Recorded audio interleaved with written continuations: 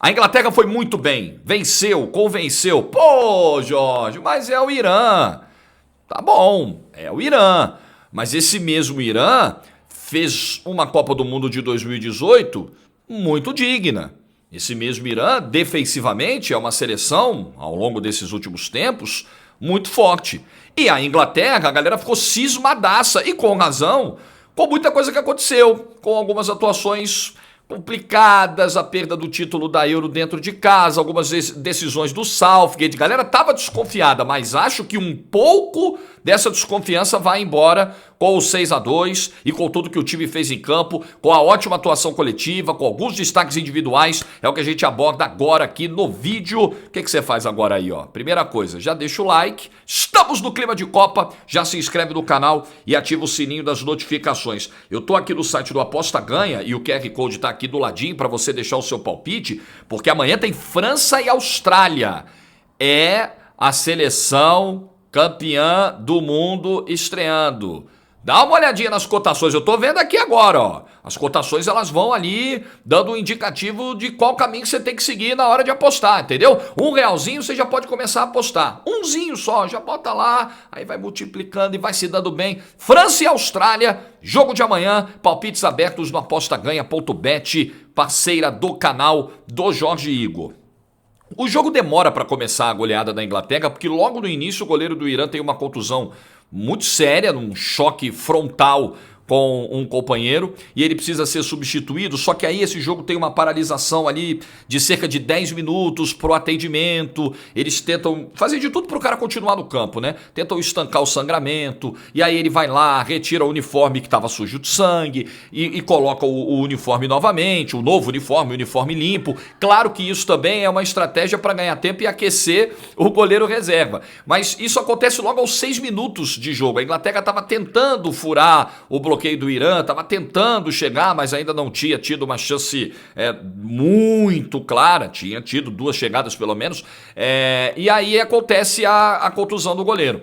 Então o jogo fica parado 10 minutos, quando volta, a Inglaterra demora a encontrar de novo aquele ritmo que ela estava tentando imprimir no início, mas aí as coisas vão começando a se ajustar. As inversões vão começando a aparecer, o Bellingham vai começando a se soltar em campo e ele marca o primeiro gol. E o que é muito interessante aqui é o Southgate tomando a decisão no jogo de estreia de colocar um meia talentosíssimo de 19 anos, que não joga na Premier League, mas é uma realidade de uma outra grande liga europeia, que é a Bundesliga, colocar esse garoto já de cara na Copa do Mundo.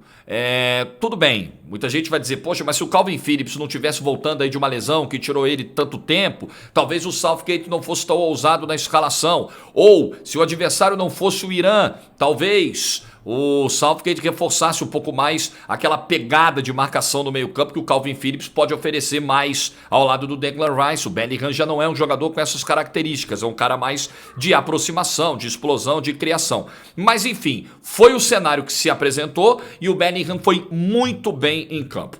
Outro cara individualmente espetacular em campo, que para mim foi o destaque do jogo, mesmo não tendo feito nenhum dos 6 gols, foi o Harry Kane.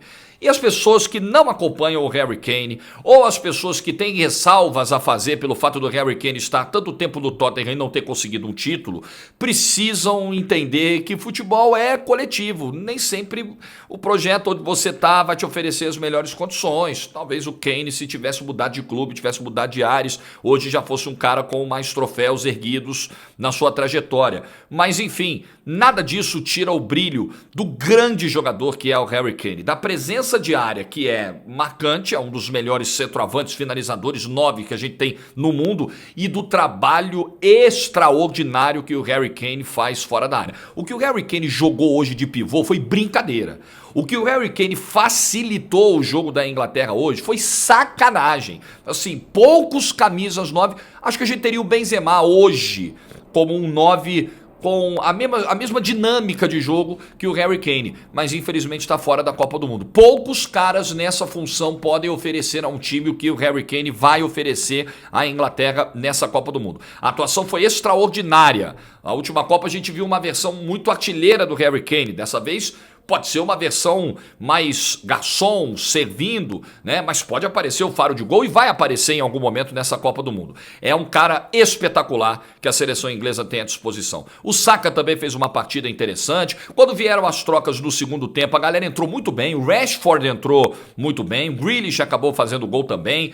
Phil Foden, que é o cara que para muitos poderia ser titular nessa seleção, tem uma fartura de opções em alguns setores do campo, né? Para você montar o trio com o Sterling e com o Harry Kane, tem muitas opções nas mãos o Southgate. Para montar o meio-campo, se ele quer um meio-campo de mais pegada, ou se ele quer um meio-campo um pouco mais criador, como foi o caso de hoje, a gente já citou, ele tem alternativas. Para a direita nem se fala. Hoje ele foi de Trippier, mas ele tem o Arnold, quando quiser um pouco mais de poder ofensivo. Ele tem o Reece James, que é um pouco mais equilibrado, atacando e defendendo. Ele tem Kyle Walker, enfim. Agora, na defesa, ainda vemos a questão do Harry Maguire aparecer. E a gente precisa citar aqui. Qual é o primeiro tempo? Como é que é o primeiro tempo do Maguire? Muito bom. Inclusive manda a bola na trave, com a bola no pé não compromete, vai bem no ataque e tudo mais. Mas no primeiro tempo a seleção da Inglaterra não foi exigida. E isso surpreendeu, porque o Irã, ele tinha ali uma estratégia defensiva que não funcionou, porque quando o primeiro gol sai, quando o bloqueio é furado pela primeira vez, o time se descompacta ainda mais, o time passa a ceder mais espaços, então não foi um time sólido de defesa e não foi um time capaz de agredir a Inglaterra no primeiro tempo. No segundo tempo, na primeira chegada minimamente organizada, o Irã tem um cara para definir jogadas que é o Taremi, que a gente sabe da qualidade que tem, tanto que faz 2 gols hoje, o segundo é de pênalti, e a gente precisa falar do Klaus aí, e esse pênalti só saiu por uma bizarrice da arbitragem, daqui a pouco eu falo. O Taremi é um cara muito bom de área, e faz o gol num vacilo nítido do Maguire. A bola é nas costas do Maguire. É uma falha quando o Irã chega pela primeira vez. Nós estamos falando de uma seleção frágil ofensivamente. Mais uma vez o Maguire se apresenta como um ponto fraco. Depois ele acaba até saindo, aparentemente ali com algum choque, alguma pancada que o desorientou. Ele recebe até ali o atendimento no campo para fazer aqueles testes cognitivos e tudo mais. Mas de novo, assim, não é perseguição, gente. É um fato. Maguire hoje não é uma peça confiável. Tecnicamente e talvez mentalmente, emocionalmente, com a quantidade de críticas e muitas delas merecidas que vem recebendo. Mas enfim, é o que o Southgate tem, é em quem ele confia para jogar ao lado do Stones, mas de novo, Maguire falha e fica o questionamento. O que será quando um adversário mais forte encontrar a Inglaterra numa oitava de final, numa quarta de final e as jogadas forem em cima do Maguire? Muita gente também não confia no Pickford, também acha um ponto fraco, mas esse é o goleiro da seleção mesmo, vai ser o Pickford e ao longo do ciclo alguns outros testes foram feitos, mas sempre o Southgate sinalizava com as decisões de que o Pickford seria o cara da Copa do Mundo. Então, na defesa e no gol, eu acho que a Inglaterra tem pontos de atenção. Eu acho que no gol pode ser talvez um sinal amarelo, na zaga é sinal vermelho, que é o Maguire. É muito preocupante o momento. Bom, a bizarrice do Klaus é dar 10 minutos de acréscimo. Não que ele faça uma arbitragem ruim, acho que o acréscimo do primeiro tempo, super correto, 14 minutos. O atendimento durou um pouco mais de 10 minutos e tal, a substituição do goleiro, tá tudo nos conformes. Os 10 minutos que ele dá no segundo tempo não tem absolutamente nenhuma explicação. Zero. Tem zero lógica e eu fico me perguntando por que é tão diferente aqui e lá. Porque aqui a gente vê árbitros como o Klaus no Campeonato Brasileiro serem muito rigorosos com o acréscimo. O cara vai lá e dá 5 minutos. O jogo parou muito mais do que isso. Mas aí ele vai lá e dá 5 minutos.